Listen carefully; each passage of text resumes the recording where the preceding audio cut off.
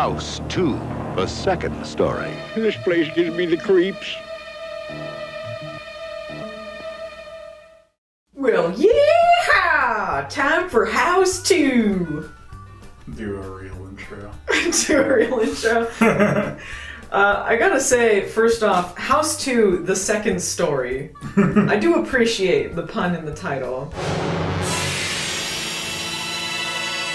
House 2 is fucking awesome. This I would describe as a polarizing movie. Either you're gonna love it or you're gonna hate it, and we loved it. It was not terribly It's like popular. a little bit of everything, and it's I love the way it puts all these things together. They went nuts. It's the same writers. One of the writers is also the director of this one, which is not the same one as House 1, but it's the same writers. Mm-hmm. And I guess because the first one did so well, they had to have been given a bigger budget, because it seems like they had a bigger budget for this.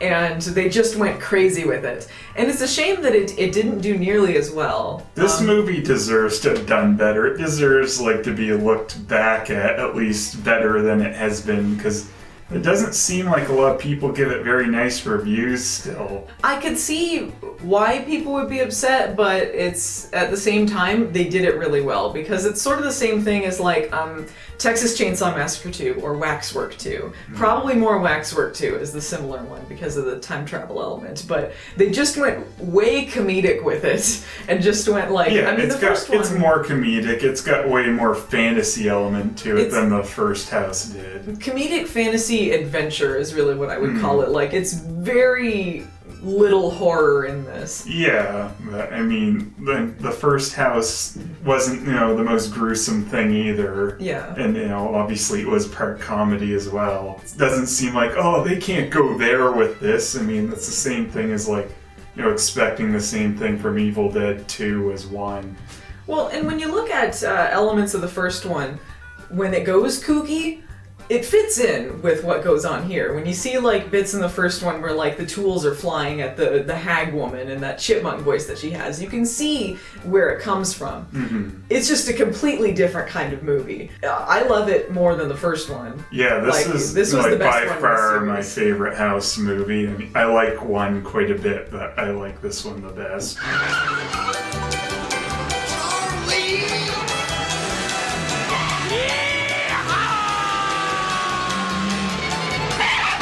The main character, who is Jesse, I believe he inherits the house at the beginning. They're just moving in. Yeah. He moves. His girlfriend. Him and his girlfriend move into a house. Who was the psychic girl from Friday the 13th. Oh, okay. I thought she looked familiar. Yeah. And his friend Charlie is the guy from Fright Night, the Renfield boyfriend type for the main vampire in that. Nice. Charlie, this is a machine gun. So, what about me? What do I get? I only had the one Uzi, but I got one of these. They move into a house, and he reads about his great-great-grandfather who had this crystal skull that has powers, which are very vaguely described, and I had to go back and look. This is by far the better Crystal Skull movie, too. House in the Crystal Skull is the alternate title for this. And this crystal skull can unlock the secrets of the universe or grant you eternal life. Legend has it that there was a second skull that had untold powers that could unlock the mysteries of the universe and bring eternal life to those who possessed it. Both of which sort of make sense, but don't. And it's a little bit this is the crux of the movie, so you shouldn't have to look back and see wait, what were the powers again? But it doesn't really matter. And he decides with his friend that grave robbing is going to be a great fun idea to do. They dig up his great-great-grandfather, also named Jesse, and he's a zombie, and they have a skull in the house that causes random things from time or space to appear in the house trying to get the skull. The house itself causes that, apparently.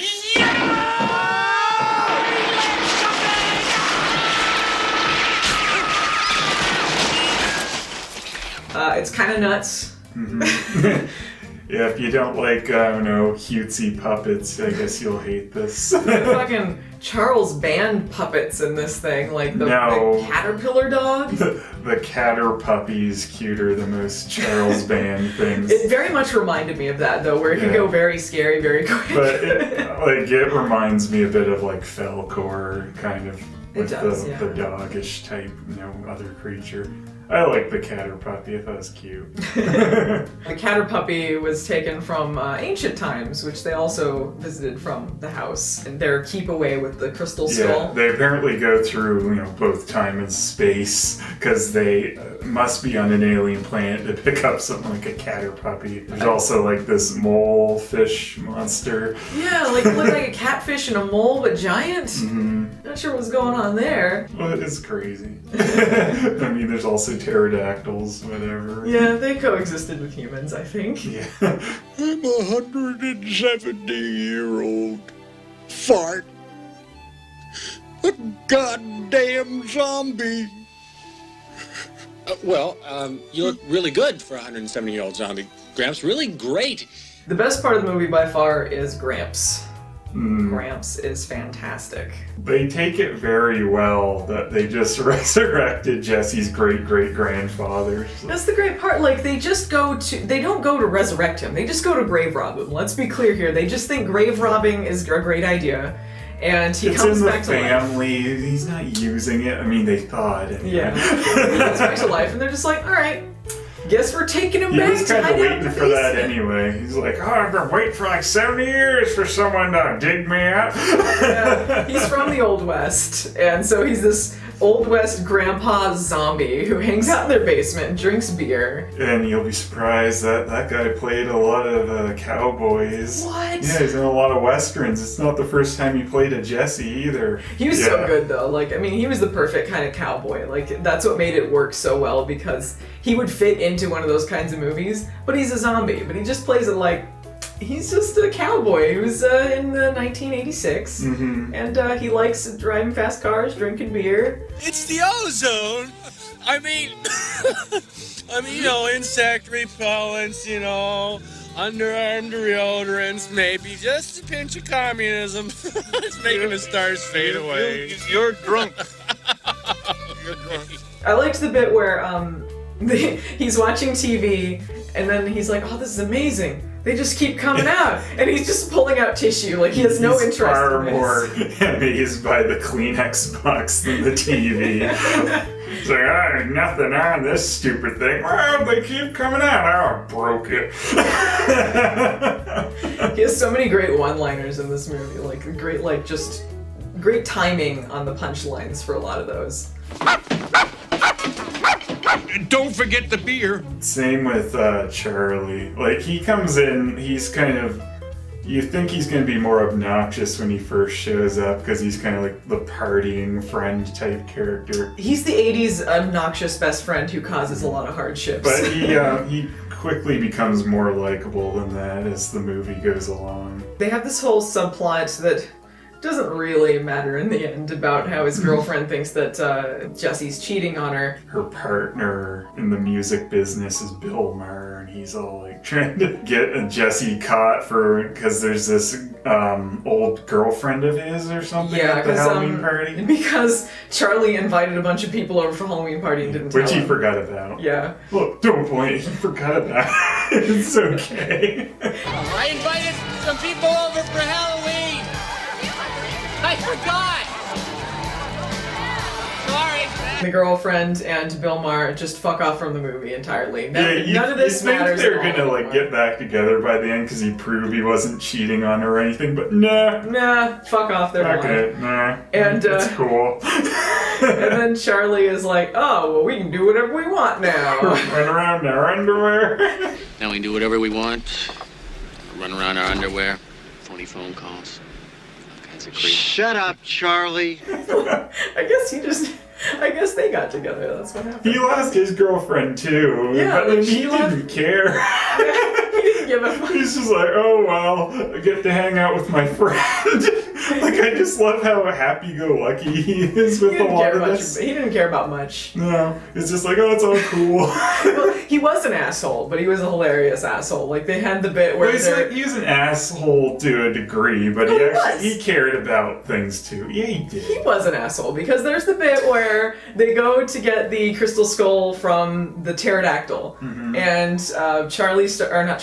Jesse starts climbing up to get it. Charlie's like, don't worry, if you fall, you'll die quickly. Yeah, that's awesome. You're doing great, Jess! Keep going! Ow! What an idiot. So there's lots of lines like that. I mean, but he also wants to save his buddy a lot of the time. He's not just out for himself. No. So he's not an unlikable asshole. No, I mean, I don't think there's any characters that are terribly unlikable. Maybe Bill Maher, but he's not in it enough to care. Yeah. His best moment in this is just when Buddy goes to shake his hand, he puts it out like that. That's what record producers do, right? Uh-huh. That I'd be taken up to hyperspace. It seems so strange. I love too when Charlie's girlfriend's like, they put her song on, and then Jesse's girlfriend hears it. She's like, oh, calls up Bill Maher. It's like, you know that new sound you were looking for? Well, listen to this. It was exactly like that. They were so stupid too. They're like, we don't believe in success. We don't believe in success. Yeah, we want to make a lot of money and be real famous, but no success. No, there's a very subtle difference, you know. We want to be famous, make lots of money, but we don't believe in success. It's different. Very odd business practice. I don't know why they bothered setting up that plot, because in the end it was like, music business, whatever, they're gone. It's just like set up to get these two together and they can all fuck off. Yeah, they don't matter. We need to get the chicks out of the house. They do all the keepaways. They get it back from this caveman, and then they have to go to ancient Aztec times, sort of like. Well, that's because they come and attack Gramps. And steal the crystal skull again. Which leads to probably the second best character in the movie. Bill, by the other Cheers guy. I love that, it's like Norm's in the first one, then Cliff's in the second one. He comes in as the electrician / adventurer. It's amazing. Like, he's out of place even in this wacky movie, which makes it great. It's so awesome. Just the way he delivers some of these silly lines, because he pulls like an electrical cord through the wall, and it's just like, oh yeah, you see what you got there is an alternate dimension. Looks like you got some kind of alternate universe in there or something. Don't worry, I've dealt with this kind of thing before. Gets out a sword. They go save a virgin from sacrifice together. And he's like, oh, don't worry, got a game to get to, but it's fine, I'll hold him off. And then he's waiting for them when they get back. They have no idea how he got there. Who was that man? So great. These evil Aztec guys, and like Yosemite Sam and Gramps are like the only body count in the movie. Pretty much, yeah. I mean, it's an oddly bloodless movie for a horror movie, honestly. Jesse does get shot a few times. You get blood there, but yeah, not too much. Yeah. So I guess we should talk about the villain, Slim, who was Zombie Gramps' Yosemite Sam. Zombie Yosemite and his Sam. rival. That's basically what he was. And he was Gramps' old partner who was trying to steal the crystal. Yeah. Here's where it doesn't make sense to me. The crystal skull, it unlocks the secrets of the universe, which I guess is part of why there's like time and space things going on around it. I guess. Otherwise, I don't know what that means. But mostly it's the immortality thing that they want it for. Like, Gramps used it to come back to life, and that's why he's 175 years old, Like, he was just sleeping, I guess. And Yosemite Sam wants this. Why? I don't know. Because he's still alive, apparently, and a zombie, exactly like Gramps. So, I don't really know what he wants it for. I don't know. Maybe there is a way to rejuvenate yourself with it. Or maybe he thought the same thing, that it would make him younger, but it wouldn't really do it. Because otherwise, I mean, like, he's doing the same sort of thing as the ghost from the first one, where he can, like, use ghostly things to kind of move around the house through, like, mirrors and things like that. He could do all this stuff anyway. He pretty much had unlimited power in that house. I don't know what he needed the skull for, but he wanted it. Skull betrayed him. The skull betrayed him. Yeah, it did. It's like, I don't know, like, I guess Jesse somehow has this connection with it, maybe because his grandfather had it, it's in the bloodline. I guess, know. but it didn't belong to him in the first place, because, like, Jesse got it from, like, Gramps got it from, I don't know, some excavation or something, like you can see in the picture. Mm-hmm. I would think it's like an ancient Aztec type thing. It belonged to they're those taking guys. it back. Yeah. They were assholes anyway, though. Fucking killing virgins or whatever. Fuck them. I like they bring the virgin back to the house, and they have this dinner scene where everyone, like, all these wacky characters are having dinner together. Yeah, they keep the pterodactyl baby, too. Yeah, they have a pterodactyl baby that they pick up along the way. That's It's just so like cool. they also plates for a pterodactyl baby and the catter puppy. I guess I think of all of you as, well, my family now. That was well put, son. Now let's eat. I like the virgin lady scooping potatoes. There's just some image about that I love of her just scooping For a potatoes catter puppy. Yeah. She took it pretty well, all of this business. Like, you know, because at least Gramps knew he was gonna be, you know, like resurrected later or wake up or whatever. Like, at least he knew some of this. But she's just like all of a sudden in future time scooping potatoes out for a catter puppy. Funny images, and again with catter puppy is just like Gramps bottle feeding the catter puppy beer. Like, oh, you got this zombie western guy bottle feeding beer to this weird dog caterpillar. Like, what? You can see the hand with the puppet like briefly when it's going down, like a little error there.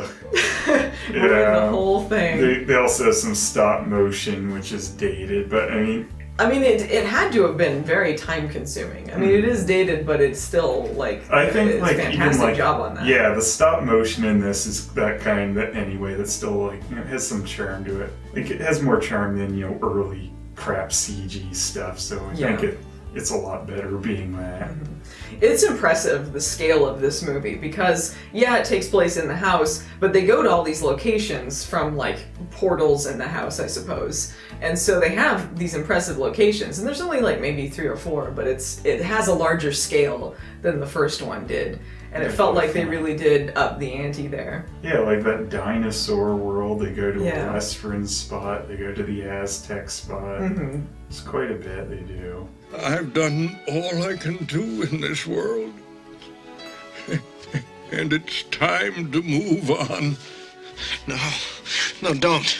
And you were talking about, you know, they have some touching moments in it, which I think helped ground it a bit. Yeah, definitely. Because it was Because if zanier. it did just, you know, do the zany thing without any of that, probably wouldn't be quite as good.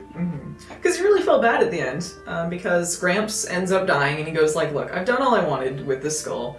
You take it, get what you want out of it, and then you get rid of it. Yeah, he said, you know, it brought me something, you know, I really cherish now, which was meeting, you know, my great-great-grandson. You know, it's a touching moment. You felt bad for this zombie cowboy. Yeah, they somehow like, make you really care about this. Yeah, they're like, oh yeah, I love you, Gramps. Oh, I love you too, Jesse. And you're like, oh, that's so sad. Yeah. And you care about all these silly things.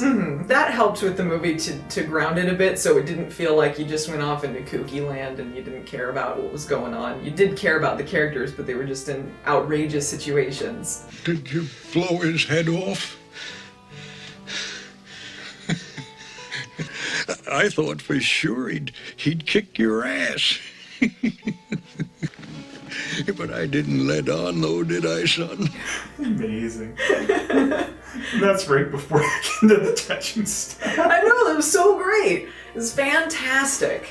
Jesse blows his head off, and there's a standoff with the police. The police are outside and they hear gunshots. He accidentally ends up, or maybe Yosemite Sam shoots the policeman. One of the policemen gets he shot. shoots after Jesse ducks. His headless body shoots at him. Yeah, so basically Jesse's screwed. He's not gonna make it out of this one, so he ends up going back in takes time. the skull, and uses it to send him and everyone else back in time. Yeah, so the whole big crazy family live out the rest of their lives in the Old West.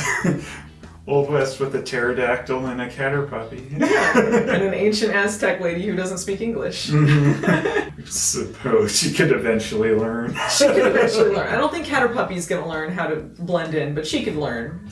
Or their pterodactyl, but Or that's their okay. pterodactyl. They can all fly around You on don't the know if pterodactyl. pterodactyls can learn English or not.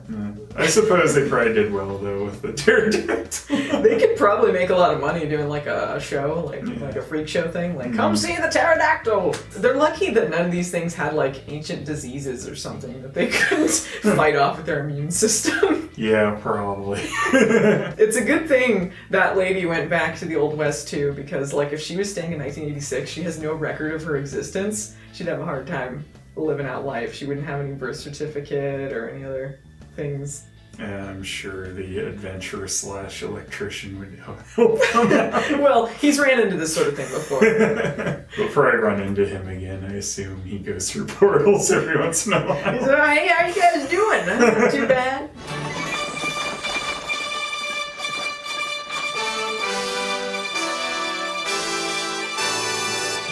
Severely underrated. You should watch this. It needs more positive stuff said about it.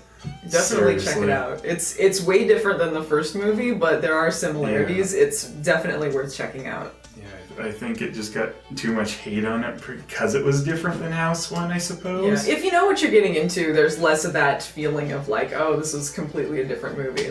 But I guess we didn't know what we were getting into, and we still loved it. So, like, if you watch this review, you'll know how you feel about it. You'll know if that's your type of movie or not. But if it seems like it's your kind of thing, I think you'll absolutely love it. So, check it out, guys. Do it! Yeehaw!